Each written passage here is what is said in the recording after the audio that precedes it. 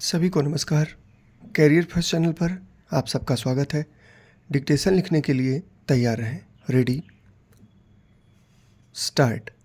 महोदय, बढ़ाई गई इस धनराशि से ग्रामीण विकास के लिए सरकार की इस चिंता और इच्छा शक्ति का पता चलता है कि वह आर्थिक उदारीकरण की प्रक्रिया के जरिए और बिचौलियों के द्वारा उत्पन्न हर संभावित प्रतिकूल परिस्थिति से बचने के लिए बाजार ढांचे में सुधार लाकर ग्रामीण गरीबों को सुरक्षा प्रदान करना चाहती है।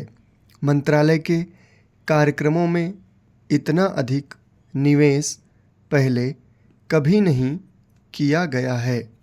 इससे वास्तव में ग्रामीण गरीबों को प्रभावी सुरक्षा मिलेगी। बड़े पैमाने पर बेरोजगारी और अल्प रोजगार की समस्या से निपटने के लिए नई नई नीतियां तथा कार्यक्रम तैयार किए गए हैं। इन कार्यक्रमों का ध्यान विशेष तौर पर विशिष्ट पिछड़े क्षेत्रों और कृषि मजदूरों, मुक्त बंधुआ मजदूरों, छोटे और सीमांत किसानों, कारीगरों, अनुसूचित जातियों तथा अनुसूचित जनजातियों आदि जैसे उपेक्षित वर्गों के विकास पर किया गया है। संक्षेप में, इन कार्यक्रमों का उद्देश्य गरीबी की प्रचंडता को कम करना तथा उसका उन्मूलन करना है। जवाहर रोजगार योजना एकमात्र सबसे बड़ा रोजगार कार्यक्रम है।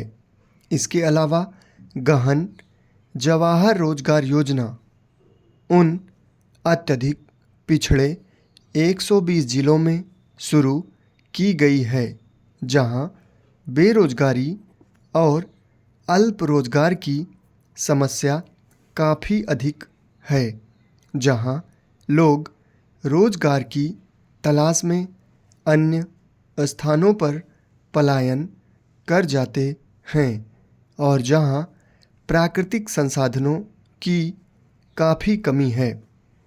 जवाहर रोजगार योजना और गहन जवाहर रोजगार योजना से लगभग 1037 मिलियन श्रम दिनों का रोजगार पैदा होने की संभावना है, जिसके लिए केंद्र का अंश 3,855 करोड़ रुपए है। इसी प्रकार सुनिश्चित रोजगार योजना गरीबों को खेती के खाली मौसम के दौरान 100 दिनों का सुनिश्चित रोजगार उपलब्ध कराने की दृष्टि से अक्टूबर 1993 में शुरू की गई थी। इसने ग्रामीण क्षेत्रों में अपना स्थान बना लिया है और वहाँ इसका बेरोजगारी और अल्प रोजगार की समस्या को हल करने के लिए एक महत्वपूर्ण कदम के रूप में काफ़ी स्वागत किया गया है। इस योजना के अंतर्गत 1 करोड़ से अधिक लोगों को पंजीकृत किया गया है, जो कि देश के पिछड़े और कम साधन वाले खंडों में निर्धनतम लोगों को रोजगार की सुरक्षा तथा खाद्य उपलब्ध कराने के लिए एक महत्वपूर्ण तथा मुख्य माध्यम है।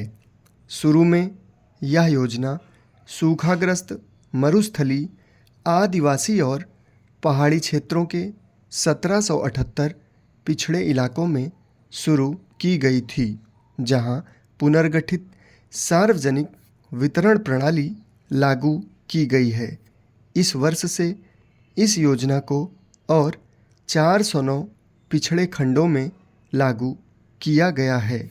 इस योजना से लोगों को मजदूरी, रोजगार के लिए बहुत बड़ा आश्वासन मिला है और उन्हें रोजगार के लिए एक नई दिशा प्राप्त हुई है। यह योजना गति पकड़ रही है और चालू वर्ष के दौरान 1200 करोड़ रुपए के केंद्रीय परिव्यय से लगभग 200 मिलियन श्रम दिनों का रोजगार सृजित होने की संभावना है। ग्रामीण गरीबों के सबसे कमजोर वर्गों को मकान उपलब्ध कराना न केवल उनकी बुनियादी आवश्यकताओं की पूर्ति करना है, बल्कि इससे उन्हें स्थायित्व मिलता है तथा एक सामाजिक स्तर उपलब्ध होता है। समाप्त। धन्यवाद।